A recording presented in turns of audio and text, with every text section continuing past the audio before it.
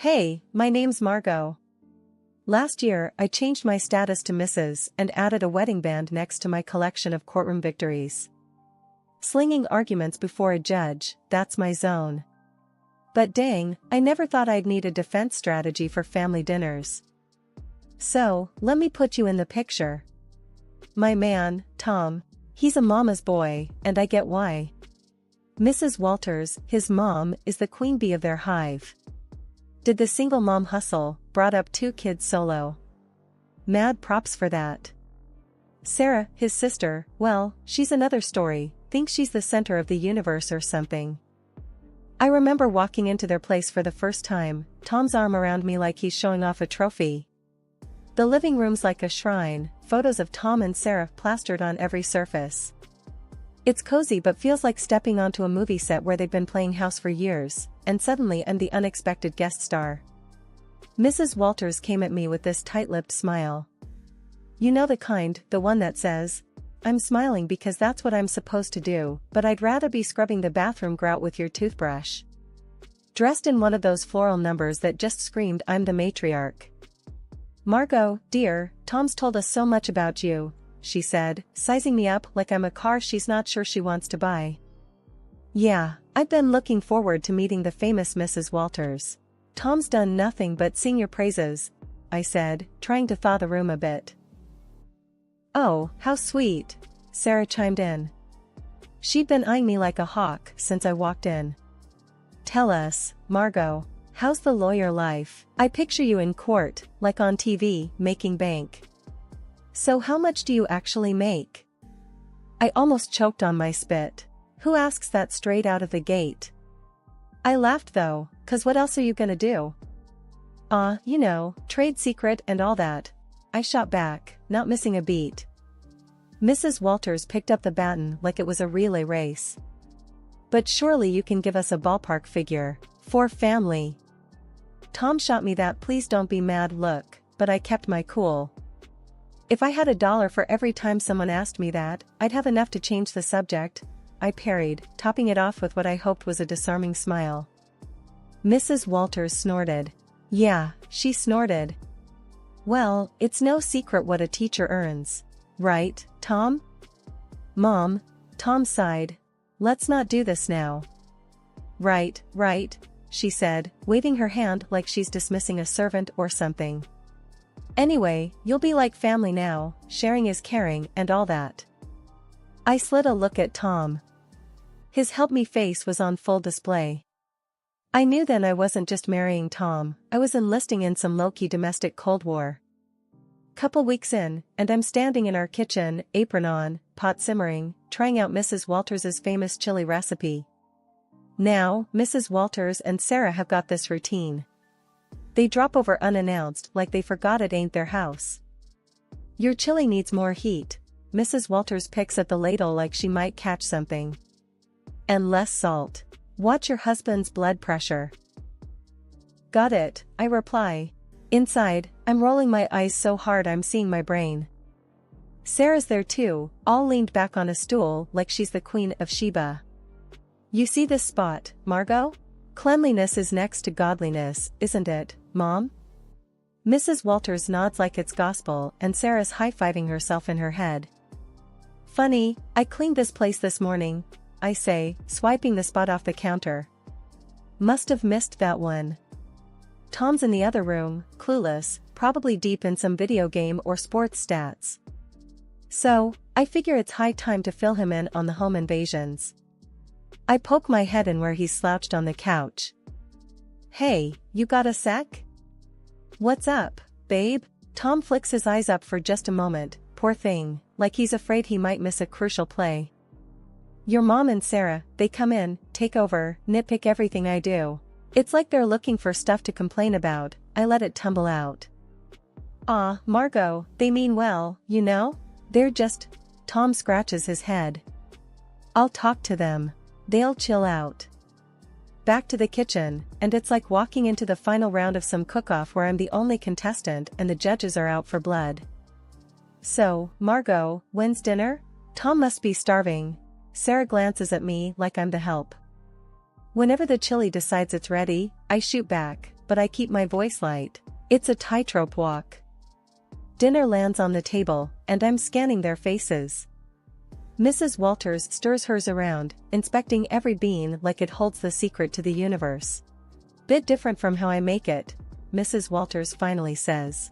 That's code for nice try, but you're no match for me. Tom dives in though, bless him. Babe, this is awesome. Right, Mom? Sakai, Sarah mutters, and Mrs. Walters just shrugs like she's agreeing with the worst food critic. After they leave, Tom's slapping his belly, saying it's all good.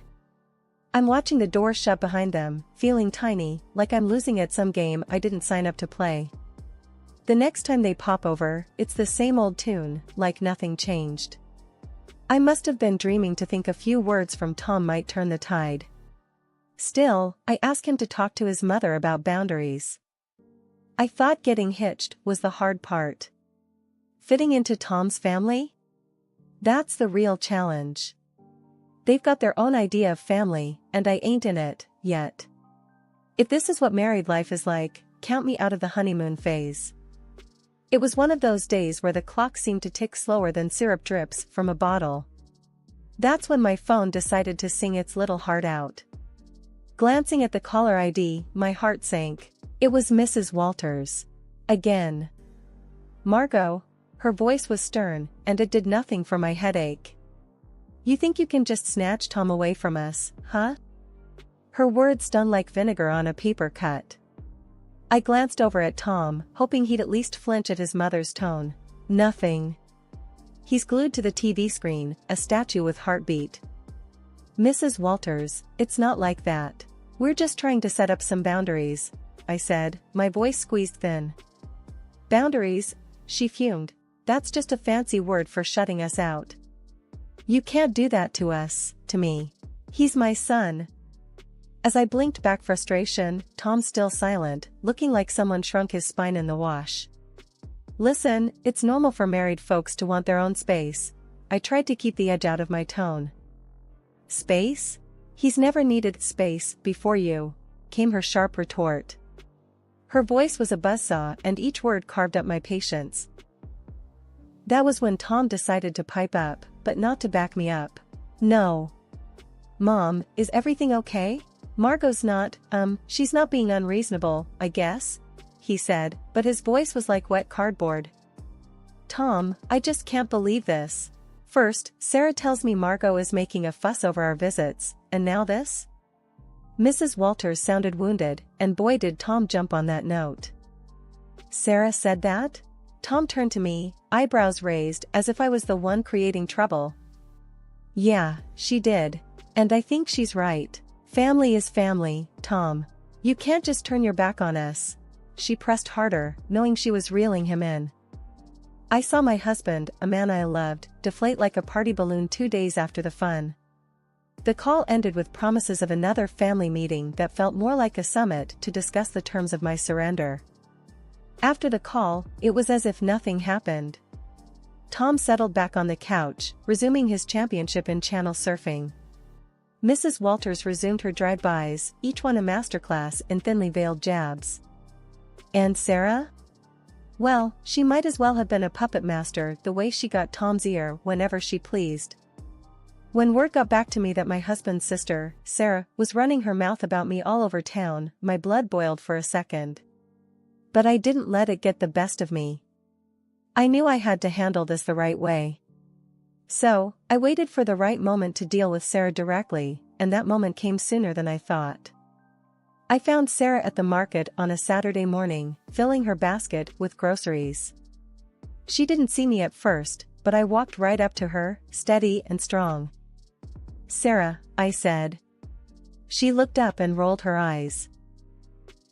What do you want, Margot? We need to talk. It's about the stories you've been spreading. She snorted loudly, a smirk spreading across her face.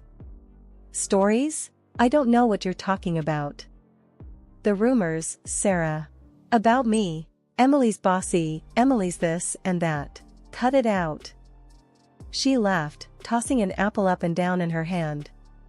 And what are you going to do if I don't? You think you can boss me around? I kept my cool. Listen, spreading lies isn't just mean, it's slander. And I won't stand for it. Sarah laughed again, louder this time. You're gonna sue me? Get real, Margot. You ain't got the stomach for that. People's reputations are at stake. I'm serious, Sarah. Keep it up, and yes, I will take legal action if I need to. The arrogance just poured off her as she leaned in close. You're in way over your head. Little Miss City Lawyer gonna take me to court? This isn't a joke, Sarah. I'm giving you a chance to stop this nonsense before it gets serious. She shoved her face closer to mine, a challenge plain in her expression. Bring it on, Margot. Do your worst. With that, she spun on her heel, almost knocking over a display of canned beans, and left me standing there. Her laughter echoed through the aisle long after she was gone. I walked back home slower than usual, turning everything over in my mind. Later that day, when my husband came back from wherever he'd been, I told him what had happened. He was in the middle of taking his boots off and he froze, one boot off, the other still on. You did what now? I told Sarah off. I threatened her with legal action if she doesn't stop spreading rumors. His face went red, then white. You couldn't just let it go? Why'd you have to stir the pot, Margot? I straightened up. Because it's not right, and I won't be walked over. Not by her, not by anyone. We were silent for a good long while after that, both of us lost in our thoughts. It was clear this was more than a little family squabble, it was a line drawn in the sand, and I had to stand my ground. He's got nothin'. Just stands there with that same lost puppy look that's growing a permanent spot on his face. I tossed myself onto the couch, fuming. The gossip might calm down for now, but Sarah, she's the kind of weed that keeps sprouting up. No tellin' when she'll start her yapkin again. And Tom? God knows if he'll ever find the guts to stand up to them.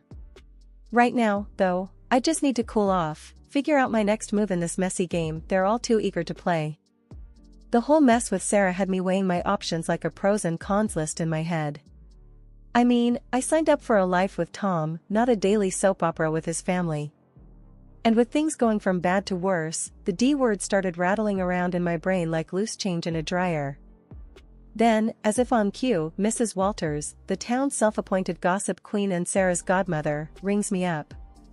Margot, dear, she chirped like a bird that spotted a worm.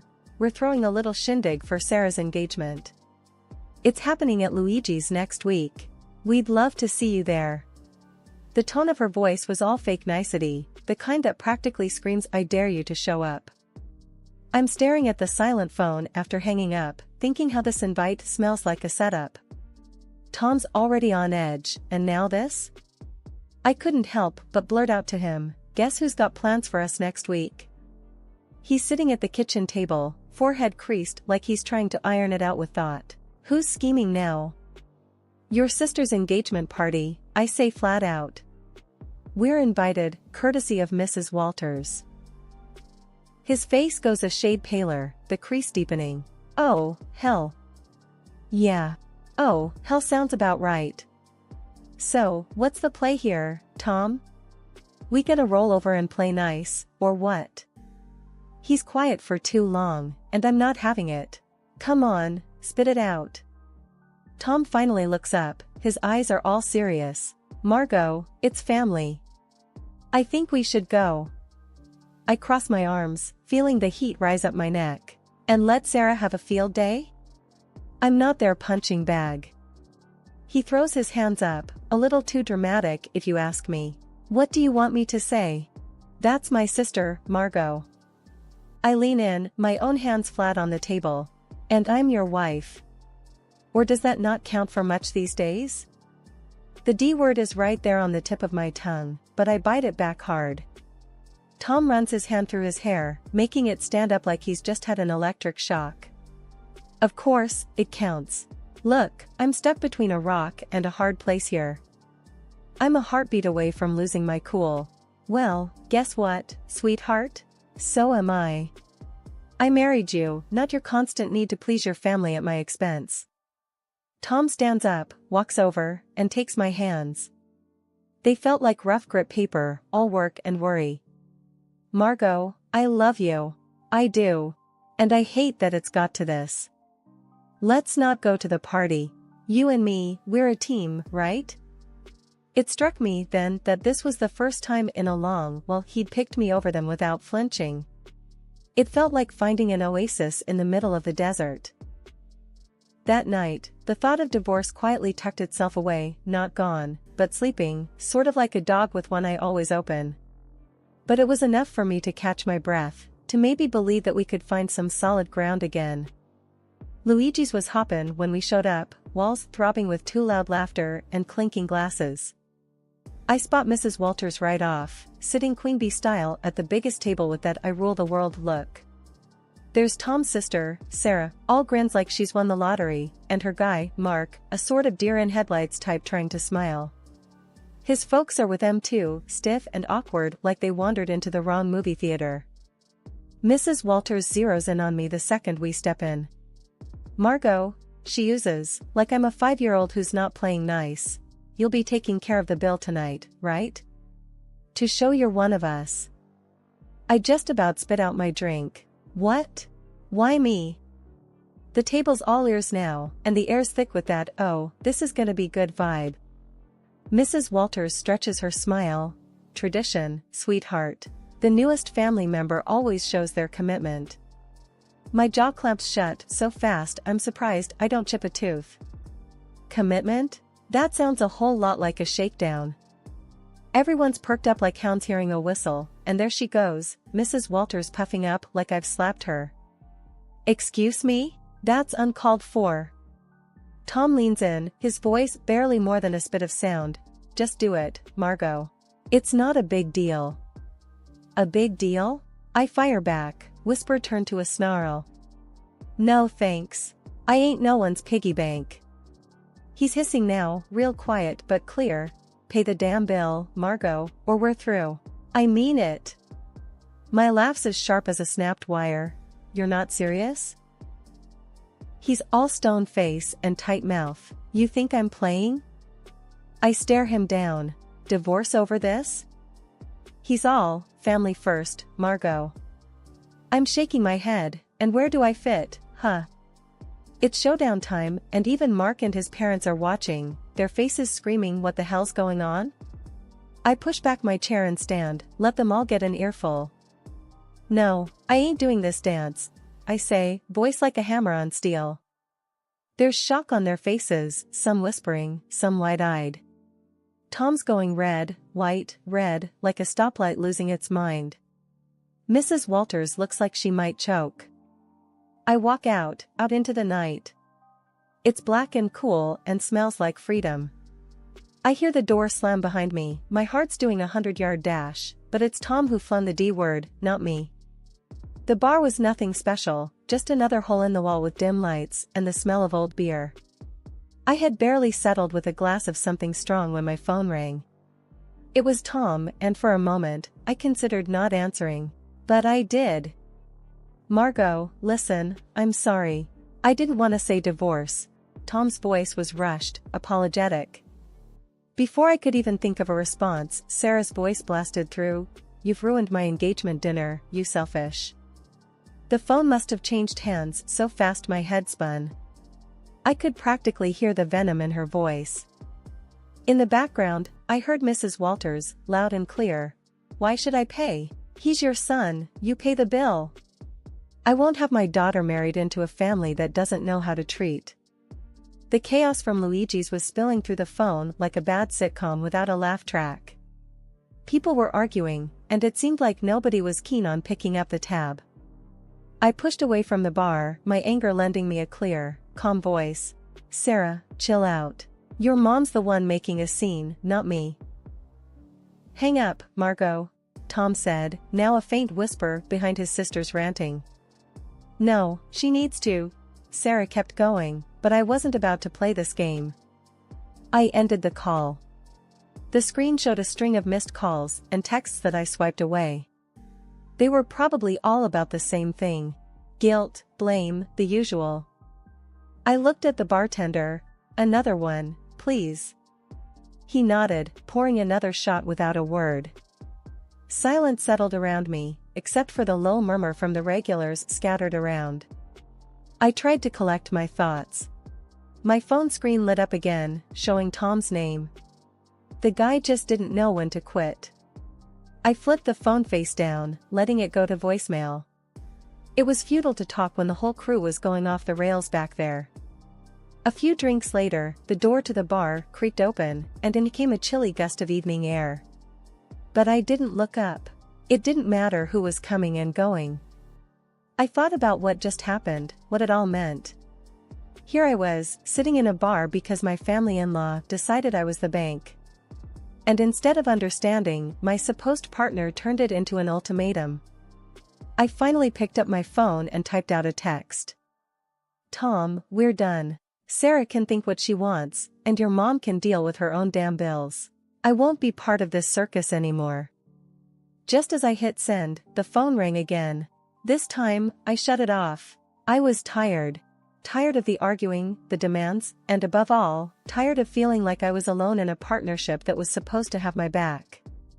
When the room finally stopped spinning, and my head felt a little clearer, I knew what had to happen next. It was time to start looking forward, even if I had to do it on my own.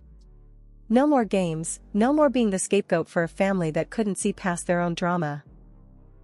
I walked out of the bar, leaving the noise and the night behind. The air was getting colder, and the city lights were starting to blur into the coming darkness.